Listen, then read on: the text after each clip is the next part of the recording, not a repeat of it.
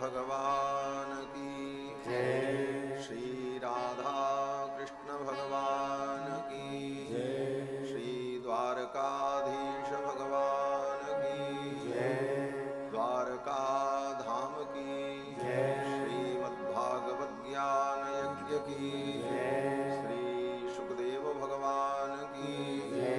श्री वेदव्यास भगवान की जय।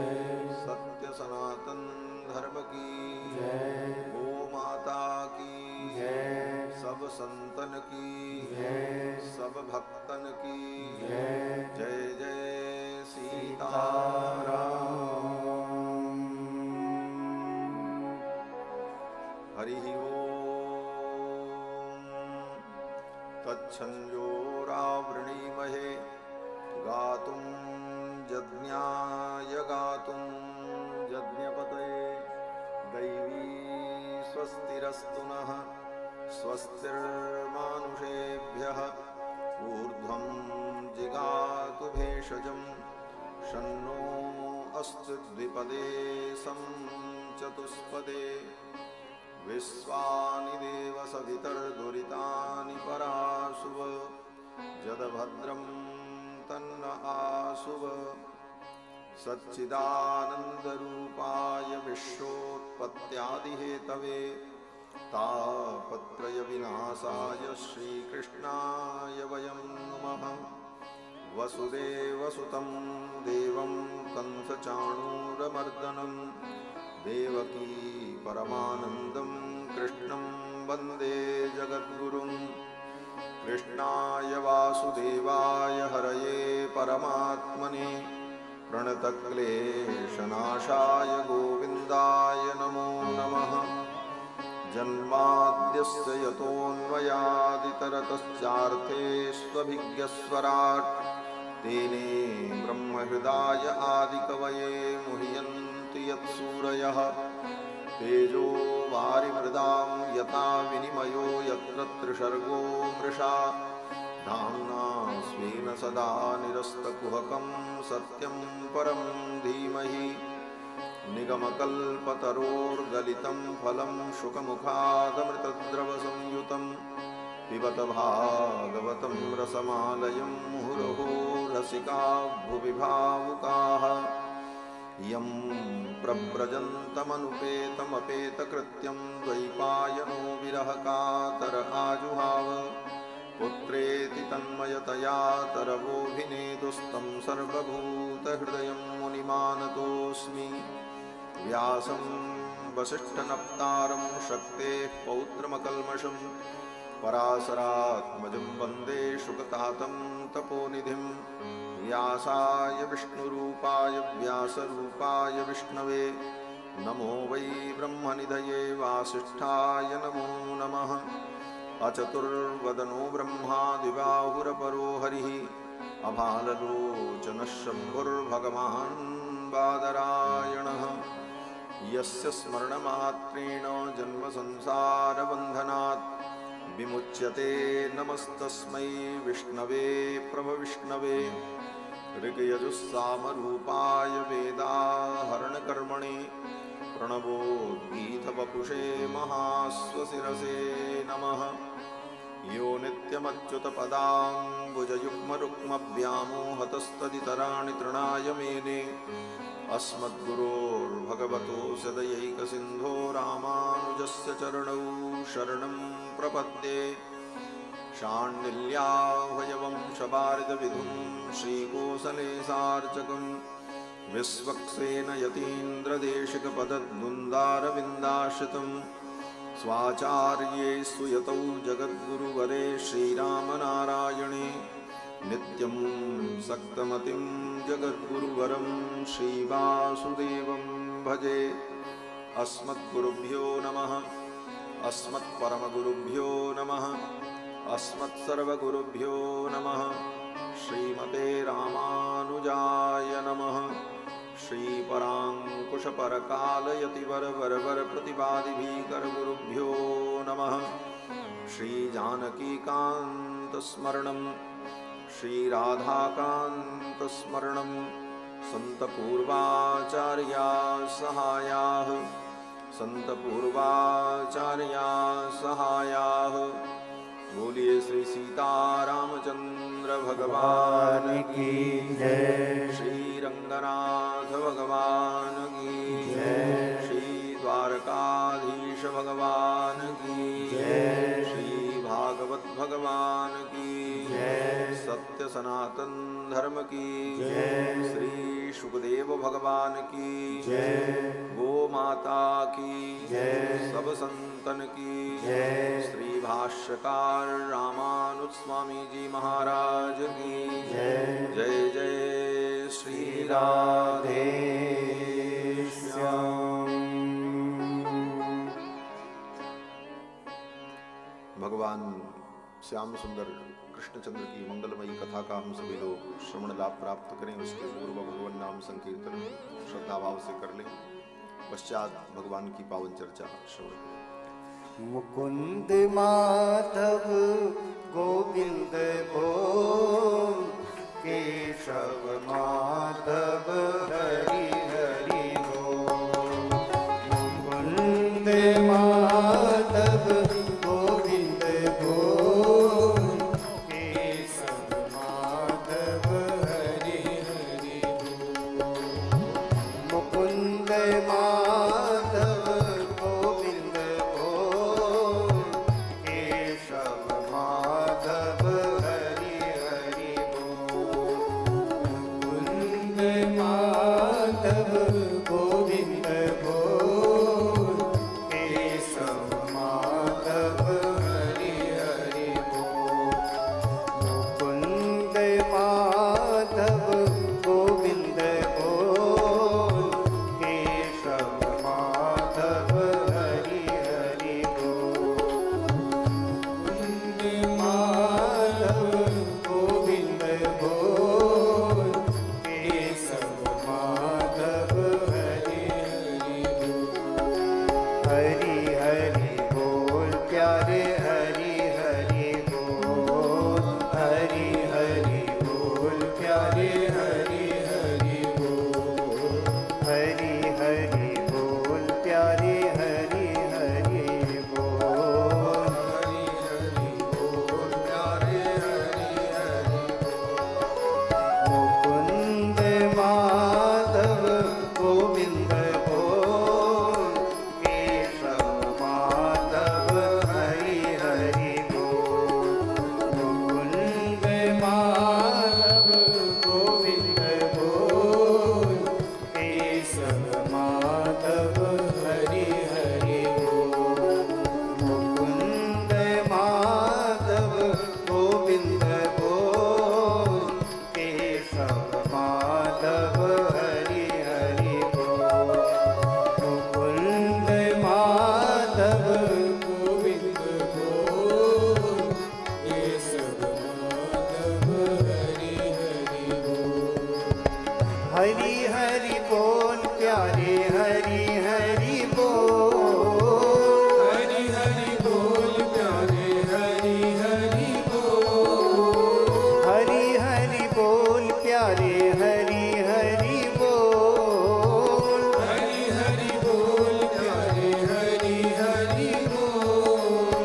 हरि हरि बोल प्यारे हरि हरि बोल।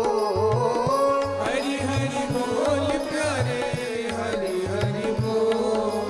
मुकुंद माधव गोविंद बोल, केशव माधव हरि हरि बोल। मुकुंद माधव गोविंद बोल, केशव माधव हरि हरि बोल। मुकुंद माधव गोविंद बोल, केशव माधव हरि हरि बोल। मुकुंद माधव गोविंद बोल, केशव माधव हरि हरि बोल। हरि हरि बोल प्यारे हरि हरि बोल। हरि हरि बोल प्यारे हरि हरि बोल। हरि हरि बोल प्यारे हरि हरि बोल। हरि हरि बोल प्यारे हरि हरि बोल।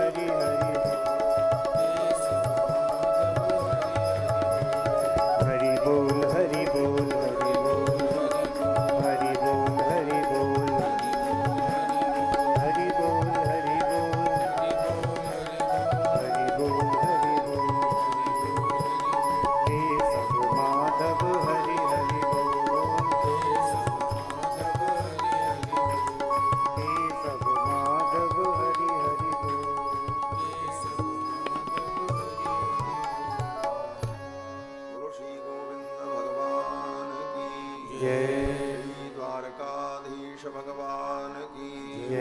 जय जय श्री राधेश।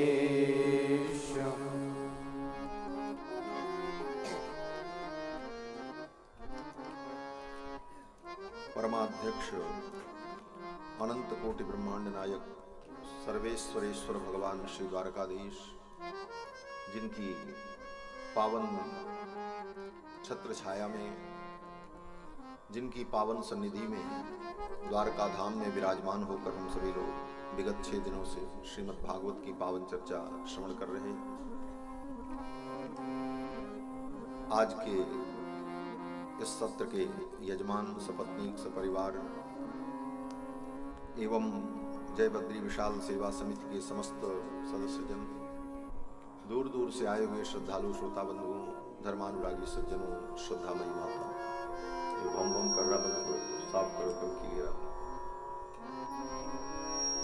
श्री सीतारामचंद्र भगवान की जय। भगवान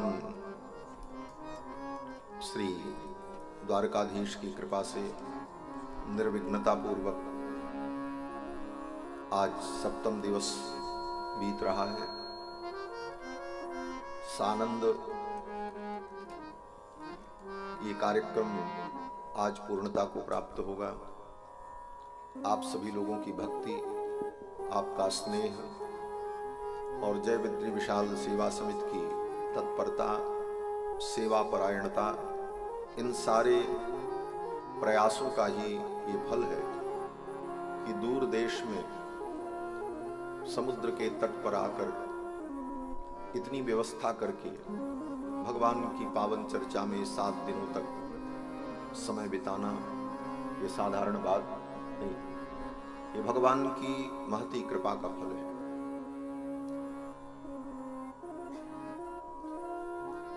भगवान के मंगलमय नाम का हम सभी लोगों ने संकीर्तन किया। केशव माधव हरि हरि। भगवान शंकराचार्य कहते हैं केशवाह, प्रश्न किया, के माने कौन, कौन से लोग, सवाह, शवाह माने मुर्दा है, ये प्रश्न है। केशवाह, मुर्दा कौन से लोग हैं? तो उत्तर देते हैं भगवान शंकराचार्य, बोले केशव भक्तिहीना, जिसके जीवन में भगवान केशव की भक्ति नहीं है वो कौन है? बोले मुर्दे हैं। केशवा, केशव भक्ति हीना, मुर्दे वही हैं जिनके जीवन में भगवान की भक्ति नहीं, और जिनके जीवन में भगवान की भक्ति है वही जीवंत है, उन्हीं का जीवन सार्थक जीवन है। ऐसे तो गोस्वामी तुलसीदास जी ने 14 प्रकार के लोगों को मुर्दा बताया है।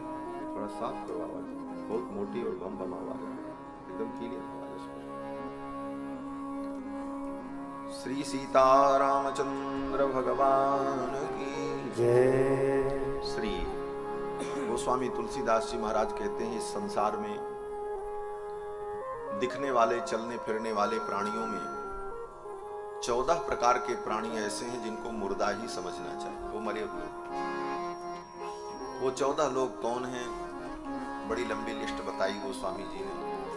कोल काम बस कृपण विमूढ़ा, कोल काम बस कृपण विमूढ़ा, अति दरिद्र अजसी अति बूढ़ा, अति दरिद्र अजसी अति बूढ़ा, सदा रोग बस संपत क्रोधी, सदा रोग बस संपत क्रोधी, विष्णु विमुख श्रुति संत विरोधी, विष्णु विमुख संत विरोधी, तनु पोषक निंदक अग खानी, तनु पोषक निंदक अग खानी, जीवत सब समझोदह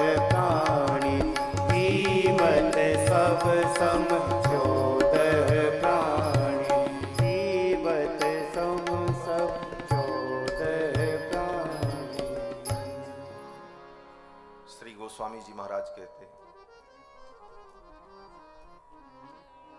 कौल काम बस कृपिन विमूढ़ा, अति दरिद्र अजसी अति बूढ़ा, सदा रोग बस संतत क्रोधी, विष्णु विमुख श्रुति संत विरोधी, तन पोषक निंदित अग खानी, जीवित सौसम 14 प्राणी। ये 14 प्राणी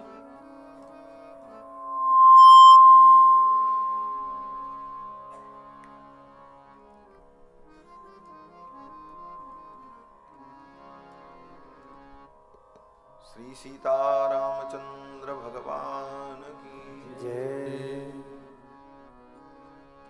ये 14 प्राणी जीवित ही मुर्दा के समान है।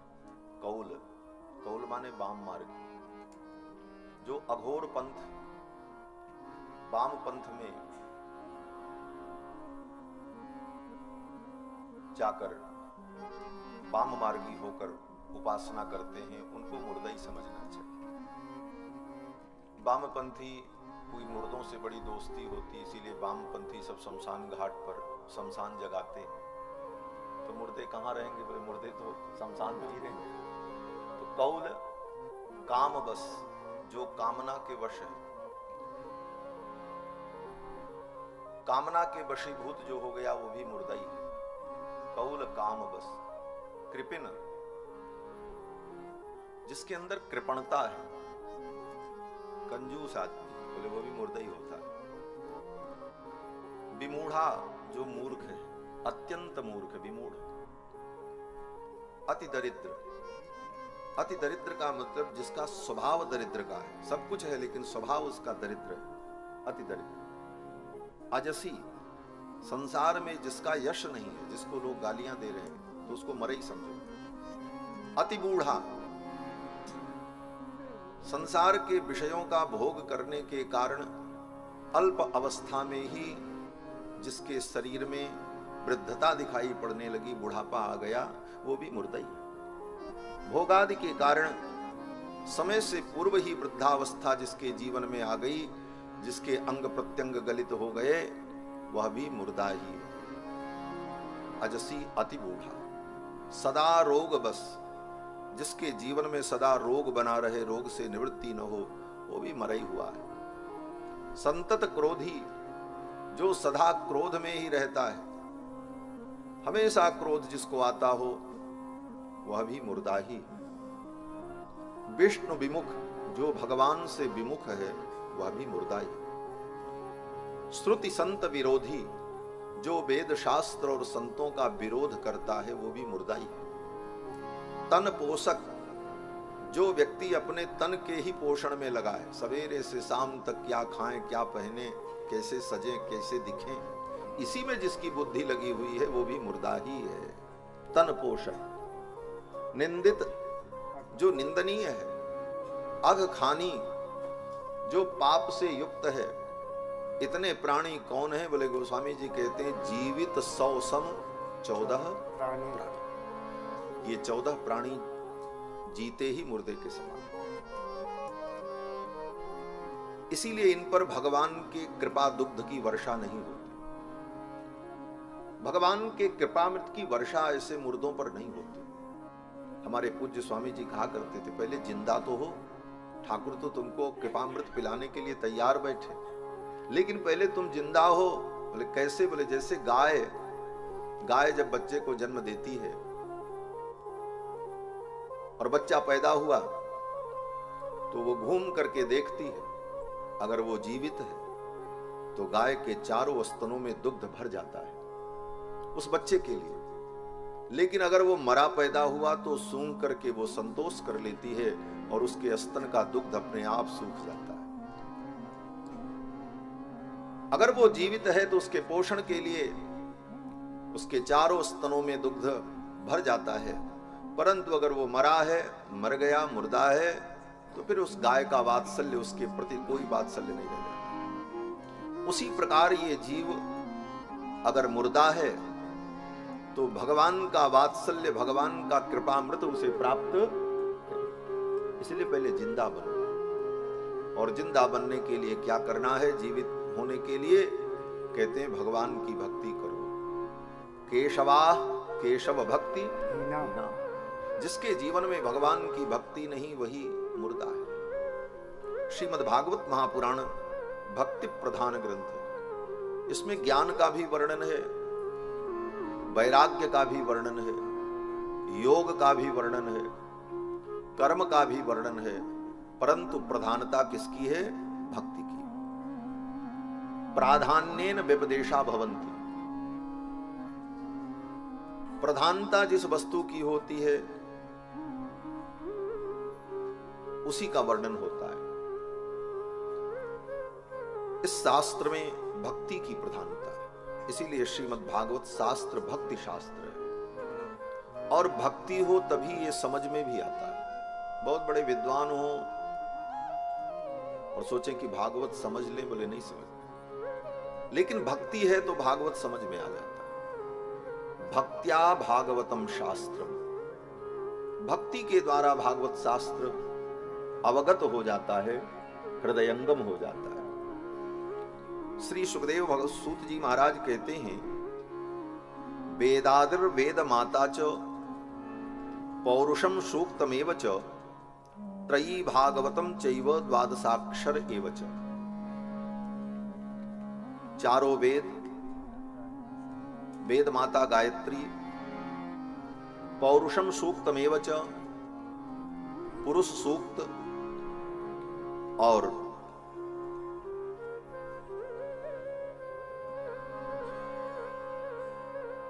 वेदत्रयी और भागवत शास्त्र और द्वादशाक्षर मंत्र, ये सब एक समान। द्वादशात्मा प्रयागश्च। द्वादशात्मा भगवान सूर्य, जो 12 सूर्य हैं उनके अंतर्यामी भगवान। द्वादशात्मा और प्रयाग तीर्थ कालः संवत्सरात्मकः, और ये दिन पक्ष मास संवत्सरात्मक जो काल है, ये काल। ब्राह्मणाः ब्राह्मण, अग्निहोत्रंच और अग्निहोत्र, सुरभि माने गाय, द्वादशी च द्वादशी तिथि, तुलसी च बसंतश्च, तुलसी और बसंत ऋतु जिसकी चर्चा कल आई थी। पुरुषोत्तम एव च, और भगवान पुरुषोत्तम। एतेषां तत्वतः प्राज्ञैर् न पृथक भाव इष्यते। इनमें परस्पर कोई पृथक भाव नहीं है। भगवान ही तुलसी, भगवान ही प्रणव है, भगवान ही चारों वेद हैं, भगवान ही अग्निहोत्र हैं, भगवान ही वसंत ऋतु हैं, भगवान ही पुरुष सूक्त हैं, और भगवान ही द्वादशाक्षर मंत्र हैं, और भगवान ही भागवत हैं। ये भागवत भगवान, इसीलिए आरती उतारी जाती है। भागवत भगवान की ये आरती पापियों को पाप से है तारित। कल के प्रसंग में आप सभी लोगों ने भगवान के विवाह की मंगलमयी कथा श्रवण की। भगवान का प्रथम विवाह रुक्मिणी जी के साथ हुआ। रुक्मिणी के विवाह के बाद भगवान के पुत्र के विवाह का वर्णन। रुक्मिणी ने सुंदर पुत्र को जन्म दिया। भगवान प्रद्युम्न प्रकट हुए और भगवान प्रद्युम्न का विवाह मायावती के साथ हुआ। मायावती रति देवी थी। कथा तो बहुत है, लेकिन आज तो 1 घंटे के सत्र में केवल सूची आपको हम बताएंगे, व्याख्या करने का अवसर नहीं। भगवान के पुत्र जो प्रद्युम्न है वो कामदेव के अवतार है। कामदेव को भगवान शंकर ने जब अपने तीसरे नेत्र से भस्म कर दिया था तो कामदेव की पत्नी ने कहा, मेरे पति को शरीर की प्राप्ति कब होगी? तो भगवान शंकर ने कहा, जब जदुवंश कृष्ण अवतारा होई हैं हरण महामहिभारा, कृष्ण तनय होई हैं पति तोरा। जब द्वापर युग में भगवान कृष्ण का अवतार होगा तो तुम्हारे पति उनके पुत्र बनेंगे। तो कामदेव भगवान के पुत्र बने, उनका नाम प्रद्युम्न। और कामदेव की पत्नी रति देवी मायावती के रूप में संबरासुर दैत्य के घर में रहती थी, क्योंकि नारद जी ने कहा था तुम्हें वहीं पर तुम्हारे पति की प्राप्ति होगी। संबरासुर दैत्य को वरदान था कि कृष्ण के पुत्र के द्वारा उसकी मृत्यु होगी। तो भगवान कृष्ण के पुत्र प्रद्युम्न जी प्रकट हुए। संबरासुर ने उनको उठा लिया, प्रसूति कागार से ही अपनी माया के द्वारा उठा लिया, उठा करके समुद्र में फेंक दिया कि मर जाएगा। समुद्र में एक मत्स्य ने उसे निगल लिया और संजोग से उस मछली को मछुआरे ने जाल में पकड़ा, और जब देखा कि बड़ा सुंदर मत्स्य है, बड़ा विशाल है, तो उसने सोचा चलो महाराज को उपहार के रूप में दे दें। तो संबरासुर दैत्य को ही ले जाकर के वो मत्स्य उपहार के रूप में दे दिया। संबरासुर ने अपने रसोई में जब भेजा उस मत्स्य को, तो उस मछली को जब बनाने के लिए रसोई में काम करने वाले लोगों ने काटा पीटा, तो उसके पेट से जीवित बालक निकला। प्रद्युम्न जी महाराज भगवान की विभूति हैं, भगवान के अंश हैं, इसलिए मत्स्य के पेट में जाने पर भी उनकी मृत्यु नहीं हुई। और मायावती जान गई यही मेरे पति हैं, नारद जी ने कहा था। फिर प्रद्युम्न जी को मायावती ने ले लिया और फिर अनेक प्रकार की औषधि और मंत्र के द्वारा अल्प काल में ही उनको युवा बना दिया। नाति दीर्घेण कालेन सकार्ष्णी रूढ़ यौवन। कृष्ण के पुत्र प्रद्युम्न रूढ़ यौवन हो गए, और जब बड़े हो गए तो मायावती ने अपने प्रेम का निवेदन किया। प्रद्युम्न जी समझ नहीं पाए, उन्हें लगा कि ये मेरी मां है, क्योंकि बड़े होने पर, होश आने पर, समझदारी आने पर उन्हीं को देखा, क्योंकि उसी ने पाला था। तो प्रद्युम्न जी ने कहा कि माता के भाव को छोड़कर पत्नी जैसा व्यवहार क्यों करती हो? मातृभावम अतिक्रम्य वर्तसे कामिनी यथा। तो मायावती ने कहा मैं आपकी मां नहीं हूं, आप द्वारकाधीश भगवान कृष्ण के पुत्र हैं, आप कामदेव हैं, मैं आपकी पत्नी रति देवी हूं, आप अपने स्वरूप का स्मरण करें। मायावती ने जब इस प्रकार कहा तो प्रद्युम्न जी को सब बात याद आ गई, और मायावती ने कहा आपके द्वारा ही संबरासुर का वध होगा, आप संबरासुर का वध करें और फिर हम लोग यहाँ से द्वारका चले। उसी समय प्रद्युम्न जी महाराज के सारे अस्त्र शस्त्र प्रकट हो गए, और प्रद्युम्न जी ने संबरासुर दैत्य से युद्ध किया और संबरासुर का वध करके अपनी पत्नी मायावती को लेकर के आकाश मार्ग से द्वारकापुरी पधारे। आकाश मार्ग से द्वारकापुरी पधारे और द्वारका में सीधे रुक्मिणी जी के आंगन में ही उतरे। हमारे पूज्य महाराज श्री मनोविनोद में कहते थे, आज के लोग कहते हैं कि पहले जमाने में विमान तो था लेकिन हेलीकॉप्टर नहीं था। बोले हेलीकॉप्टर कहीं भी उतर जाता है। तो प्रद्युम्न जी महाराज अपनी पत्नी को लेकर के आंगन में उतर गए। आंगन में विमान थोड़ी उतरता है, आंगन में तो हेलीकॉप्टर ही उतरेगा। वह भी विज्ञान था, चमत्कार था, जो भी कहो। महाराज श्री ऐसे कहते थे, बोले वो हेलीकॉप्टर ही समझो, संकल्प का हेलीकॉप्टर था। और आंगन में जब उतरे रुक्मिणी जी ने देखा, पहले तो रुक्मिणी जी चौंक गई, अरे ठीक द्वारिकाधीश भगवान कृष्ण जैसा मुखमंडल प्रद्युम्न जी का, वैसी आकृति, प्रकृति, स्वरूप, रंग, सब कुछ। दूर से देखकर रुक्मिणी जी को लगा ये तो द्वारिकाधीश है, लेकिन इनके बगल में कौन खड़ी है, मेरी सौत लेकर के तो नहीं आ गए। रुक्मिणी जी के मन में थोड़ा भाव आया, लेकिन अगले ही क्षण उनके मन में वात्सल्य प्रकट हुआ, और रुक्मिणी जी सोचने लगी नहीं नहीं ये मेरे द्वारिकाधीश नहीं है, ये तो मेरे पुत्र के समान लगते हैं, इन्हें देख करके मेरे हृदय में वात्सल्य उत्पन्न हो रहा है। और रुक्मिणी जी सोचने लगी मेरा बेटा होता तो आज ऐसे ही होता। तब तक नारद जी प्रकट हो गए। नारायण हरि। नारद जी आए। नारद जी ऐसे मौके पे ही पहुंचते हैं। नारद जी आए और नारद जी ने कहा मैया आप जो सोच रही हो वही है, ये आपके पुत्र हैं। अब तो रुक्मिणी जी बड़ी प्रसन्न हुई। पुत्र को और पुत्र वधू को देखकर रुक्मिणी जी को बड़ी प्रसन्नता हुई और द्वारका में परम आनंद हुआ।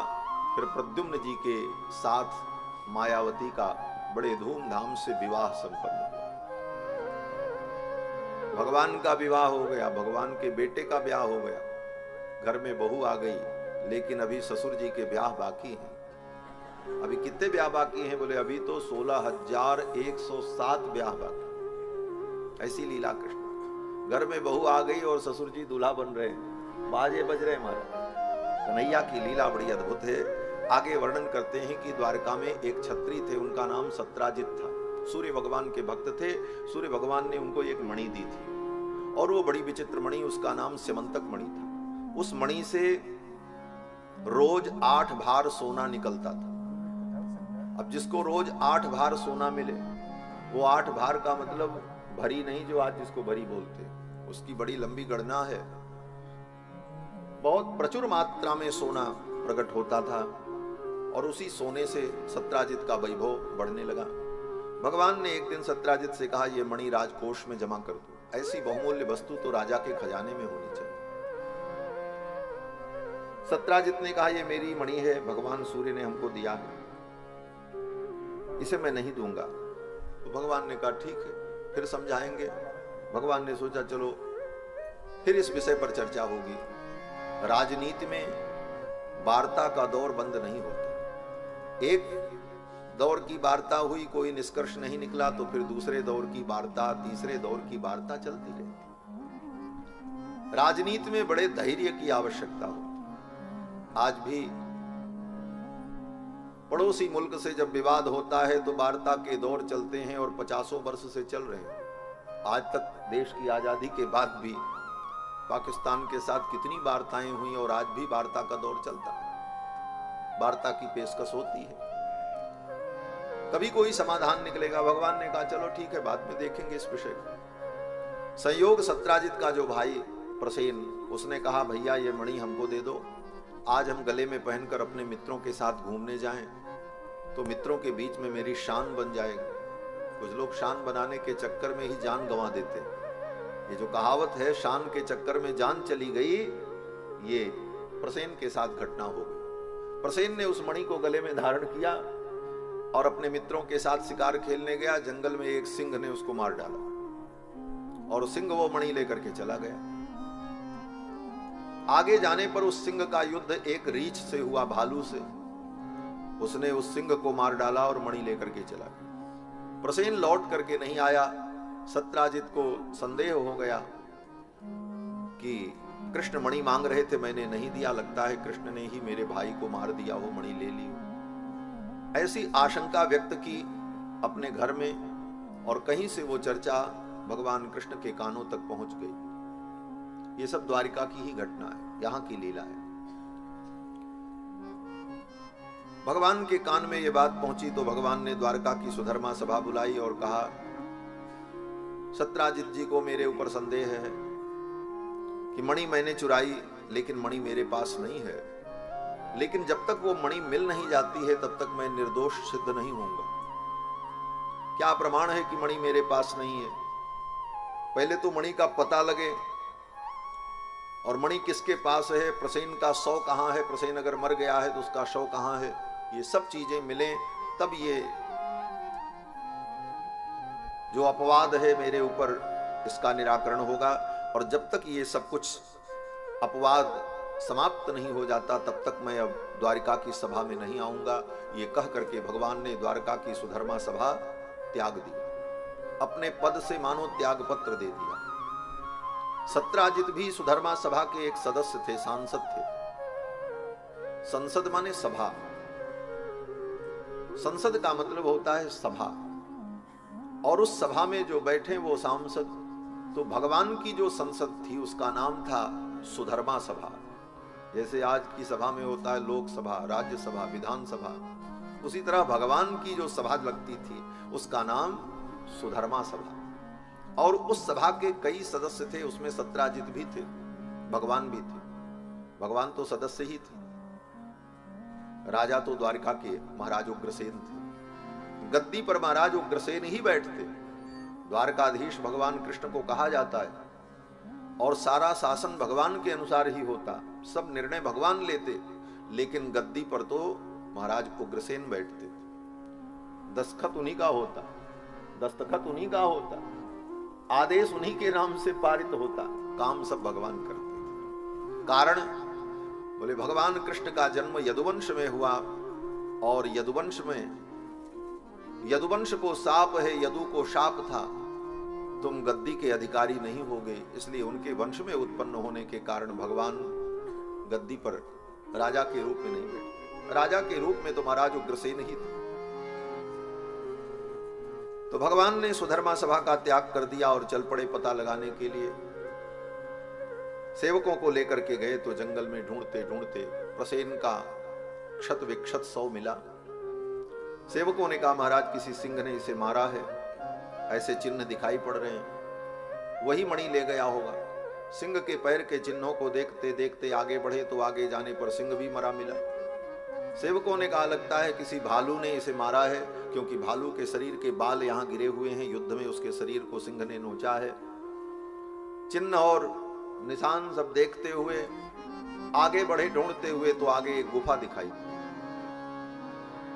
गुफा के द्वार पर पहुंचकर भगवान ने कहा तुम लोग यहीं मेरी प्रतीक्षा करो, मैं गुफा के अंदर जा रहा हूं। भगवान सेवकों को द्वार पर खड़ा करके स्वयं गुफा के अंदर गए और ज्यों ही भगवान अंदर पहुंचे, उस मणि को लेकर के एक बालक खेल रहा था। बालक, छोटा सा बालक उस मणि को लेकर के खेल रहा था और उस बालक का पालन पोषण करने वाली जो धाय थी वो वहीं खड़ी थी।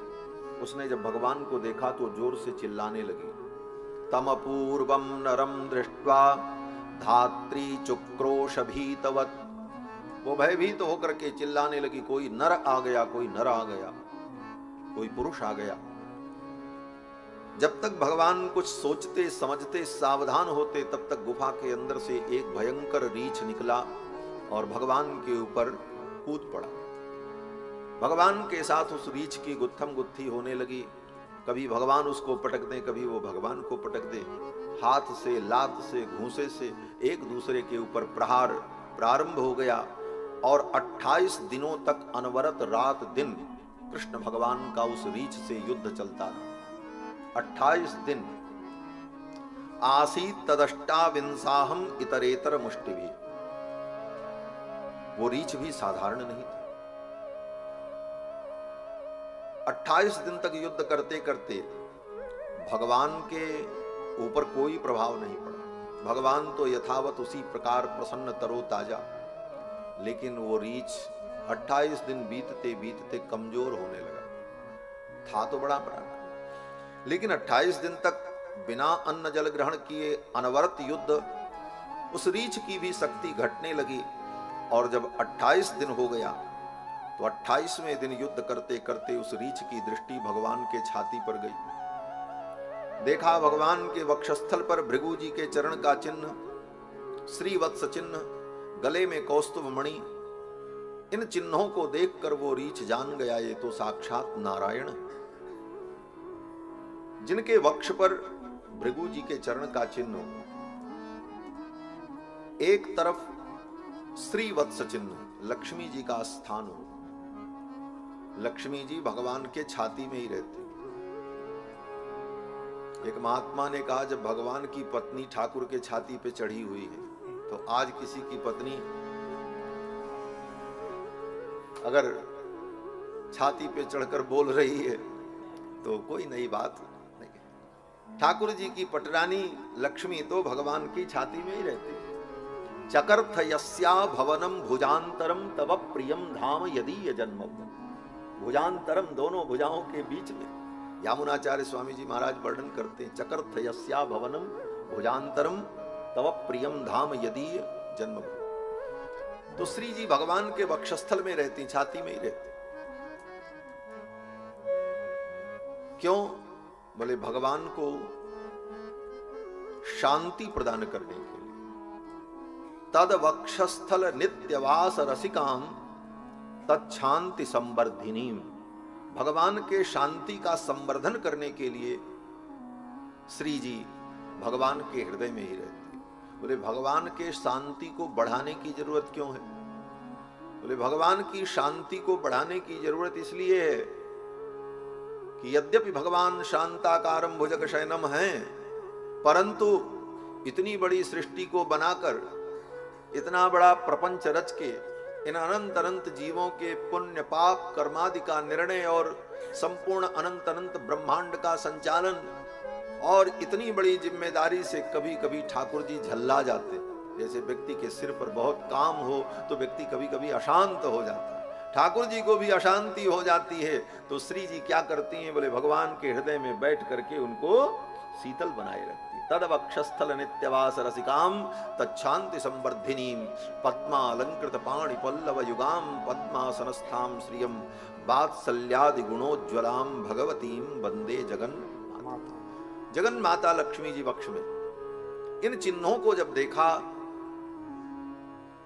जामवंत जी ने, तो ये चिन्ह तो भगवान में ही होते और किसी में नहीं। इसीलिए हमारे वैष्णव सिद्धांत में आचार्यों ने परमात्म सूचक चिन्हों का जब वर्णन किया तो कहते हैं जिसके वक्षस्थल पर श्री जी का चिन्ह विराजमान हो, भृगु जी के चरण का चिन्ह विराजमान हो, और बीच में कौस्तुभ मणि हो, और कमर में रस्सी का निशान बना हो। किसी के कमर में कस करके रस्सी बांध दो 3 बार घुमा करके, तो रस्सी की निशान पड़ जाते हैं, दाग पड़ जाता है।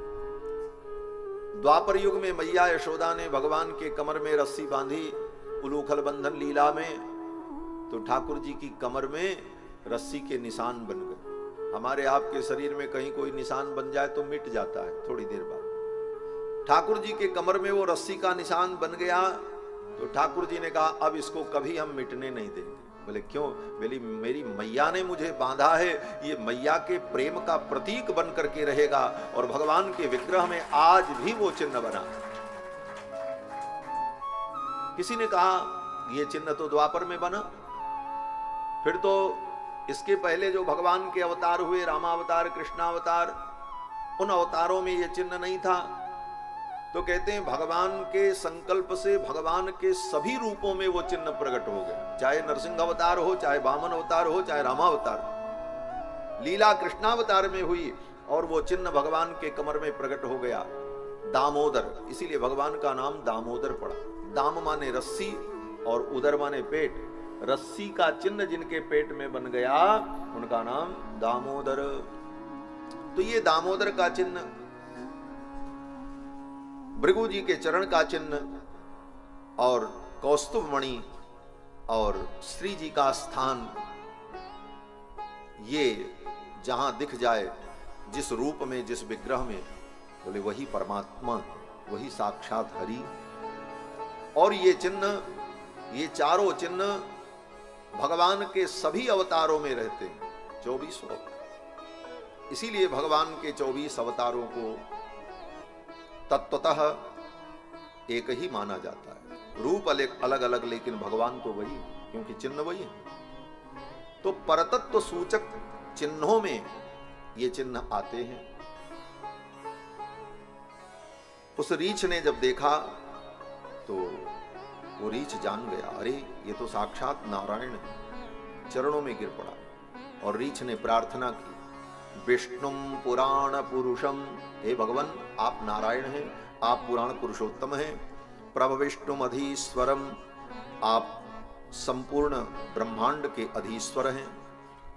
ये कहते हुए उस रीछ ने भगवान के चरणों में प्रार्थना की। वो रीछ, वो भालू कोई और नहीं था, त्रेता युग के श्री जामवंत जी महाराज थे। जामवंत मंत्री अति बूढ़ा, अत्यंत वृद्ध श्री जामवंत जी महाराज द्वापर युग तक। जामवंत जी ने भगवान के चरणों में प्रणाम किया, बोले प्रभु मुझसे बहुत बड़ा अपराध हो गया, मैं आपको पहचान नहीं पाया, अपने आराध्य से ही मैंने युद्ध किया। भगवान ने कहा कोई बात नहीं, ये मेरी इच्छा थी और आपकी कामना को पूर्ण करने के लिए मैंने ऐसी लीला की। फिर तो जामवंत जी को बड़ा संकोच होने लगा। भगवान ने कहा कि हम तो इस मणि को ढूंढते ढूंढते आए हैं, इस मणि की चोरी का आरोप मेरे ऊपर है। जामवंत जी ने कहा महाराज ये मणि मैं आपको समर्पित कर दूंगा। लेकिन उसी समय जामवंत जी को याद आया, अरे मेरी एक बेटी है और बेटी का मैंने अभी तक ब्याह नहीं किया, कन्यादान नहीं किया, इनसे बढ़िया दूल्हा कहां मिलेगा। जामवंत जी ने कहा प्रभु मेरा एक निवेदन है। बोले क्या? बोले मेरी एक बेटी है जाम्बवती, आप जाम्बवती का पाणी ग्रहण कर लें और ये मणि मैं आपको दहेज के रूप में दे दूं। भगवान ने कहा ठीक है।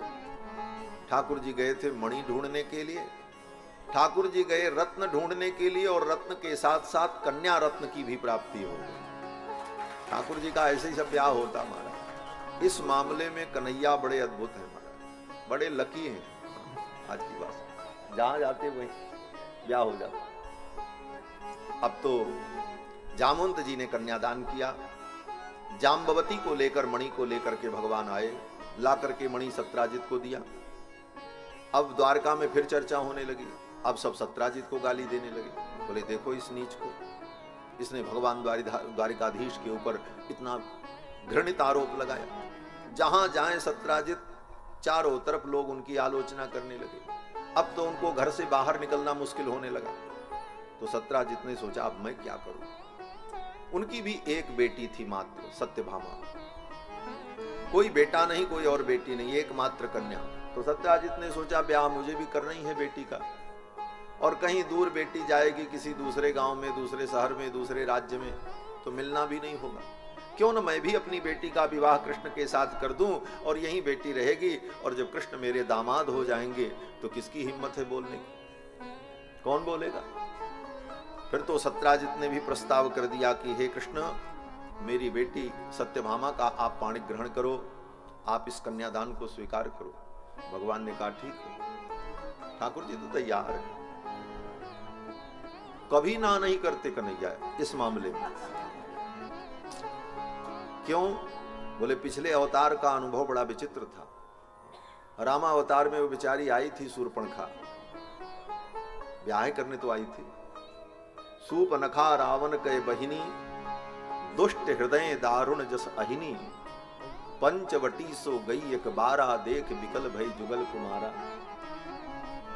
और भगवान से क्या बोली, क्या बोली भैया?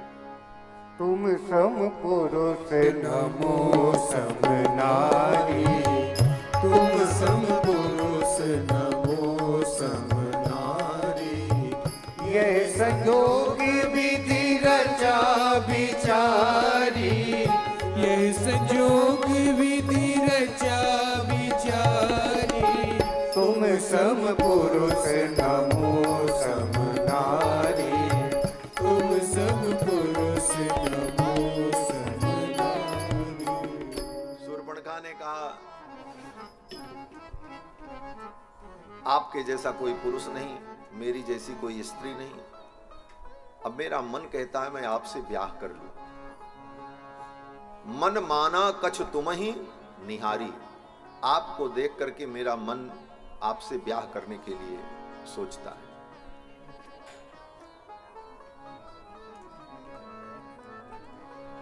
श्री सीता रामचंद्र भगवान की जय।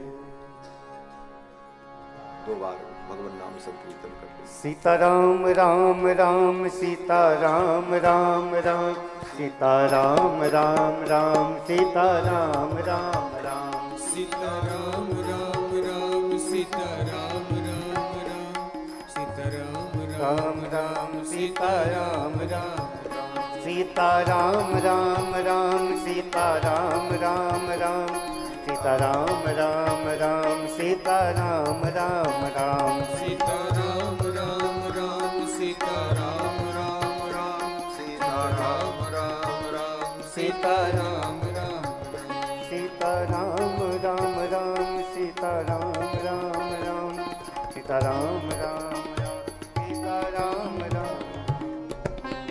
श्री सीता रामचंद्र भगवान की जय। शूर्पणखा ने कहा आप मुझसे ब्याह कर लो, तो भगवान ने मना कर दिया। बोले नहीं, हम तो एक पत्नी व्रत हैं। एक पत्नी व्रत होने का वास्ता देकर ठाकुर जी ने शूर्पणखा को तिरस्कृत कर दिया, लेकिन वो तो ब्याह करने के लिए उत्सुक थी। बात बिगड़ गई, शूर्पणखा का नाक कान लक्ष्मण जी ने काट लिया, और परिणाम उसका इतना भयानक हुआ कि फिर सीता जी का हरण हुआ, जटायु का मरण हुआ, और राम जी को रोना पड़ा, कितनी लड़ाई लड़नी पड़ी। तो भगवान ने कहा इस अवतार में तो मैंने एक आई हुई का अनादर कर दिया, लेकिन अगले अवतार में ऐसा नहीं करेंगे। कोई आओ, सब आओ, सबके लिए दरबार खुला। क्यों बोले अब झंझट में कौन पड़ने जाएगा। ठाकुर जी ने सोचा इस अवतार में किसी स्त्री का हम अनादर नहीं करेंगे, कोई भी आ जाए, भालू की बेटी हो चाहे किसी की बेटी, सब स्वीकार। सत्यभामा को भी भगवान ने स्वीकार कर लिया। जब सत्यभामा को भी स्वीकार कर लिया तो सत्यराजित ने सोचा अब ये मणि भी रख करके मैं क्या करूंगा। इस मणि के कारण ही इतना उपद्रव हुआ, मणि के कारण मेरा भाई मरा, इस मणि के कारण सिंह मरा। ये मणि जामवंत जी के पास गई तो 28 दिन तक उनकी भी सेवा हुई, बढ़िया से भगवान ने सेवा की। इस मणि के कारण ही सारा विवाद अपवाद हो रहा है, तो ये मणि मैं अपने पास क्यों रखूं। अब काम क्या है मणि का, बेटी का ब्याह हो ही गया, अब तो भजन करना, तो ये मणि मैं कृष्ण को दे दूं। अब बिना मांगे सत्यराजित उस मणि को देने को तैयार हो गए। सत्यराजित ने कहा ये मणि भी आप ले लो। उपायोयम समीचीनस्तस्य शांतिर्न चान्यथा एवं व्यवसितो बुद्ध्या सत्यराजित स्वसुताम शुभाम मणिम च स्वयं उद्यम्य कृष्णायोपजहारः। कन्यादान किया अपनी बेटी सत्यभामा का और मणि भी देने लगे, बोले ये मणि भी ले लो। भगवान बड़े चतुर। भगवान श्री कृष्ण ने सोचा अब मणि लेकर के हम इनका एहसान लें। दुनिया यही कहेगी सत्यराजित ने इनको मणि दी तो इनका एहसान लेने की क्या जरूरत है। जब इन्होंने कन्यादान कर ही दिया है तो इनके तो कोई बेटा बेटी है नहीं, इनकी सारी प्रॉपर्टी आज नहीं कल हमको मिलनी ही मिलनी। तो बोले कोई बेटा उटा तो था नहीं, एकमात्र सत्यभामा कन्या थी। तो भगवान ने सोचा सब तो बाद में हमको ही मिलेगा, तो आज लेकर के क्यों इनका एहसान ले, कल तो मिलना ही मिलना है। इसलिए भगवान ने कहा नहीं नहीं ये मणि आप अपने पास रखो। भगवान आह न मणिम प्रतीक्षामो वयम नृप।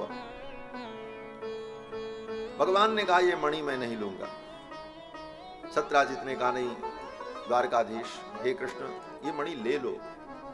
तो भगवान बड़े चालाक, भगवान ने इसके बाद दूसरी जो चालाकी की वो बड़ी अद्भुत। पहले तो मणि लेने से इनकार कर दिया कि वह क्यों एहसान ले, आज नहीं कल तो मणि मिल ही जाएगी। लेकिन जब दूसरी बार सत्यराजित ने फिर आग्रह किया तो भगवान ने कहा अच्छा आप आग्रह करते हैं तो मणि तो हम नहीं लेंगे, लेकिन आप एक काम करें इस मणि से जो सोना निकलता है वो आप हमको दे दिया कीजिए। भगवान ने कितने चतुर। ठाकुर जी ने सोचा गाय पालने से अच्छा दूध मिल जाए, कौन भूसा खिलाए। सेवा करो और बिना सेवा किए दूध मिल जाए।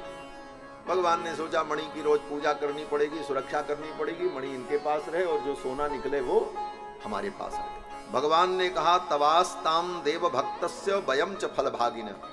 भगवान ने कहा ये मणि आपकी है, आप इनकी पूजा करो, ये मणि रखो, लेकिन वयम च फल भागिन, जो इसका फल हो वो मुझे दे दिया। इस प्रकार भगवान का तीसरा विवाह, पहली पटरानी रुक्मिणी और दूसरी सत्यभामा और तीसरी जाम्बवती। मिली तो पहले जाम्बवती, सत्यभामा बाद में, परंतु दूसरी पटरानी होने का सौभाग्य सत्यभामा को मिला क्योंकि वो द्वारका की थी और सत्यराजित की बेटी थी। इसलिए भगवान ने उनको द्वितीय पटरानी का दर्जा दिया। पहली रुक्मिणी, दूसरी सत्यभामा, तीसरी जाम्बवती। भगवान का चौथा विवाह जमुना जी के साथ हुआ।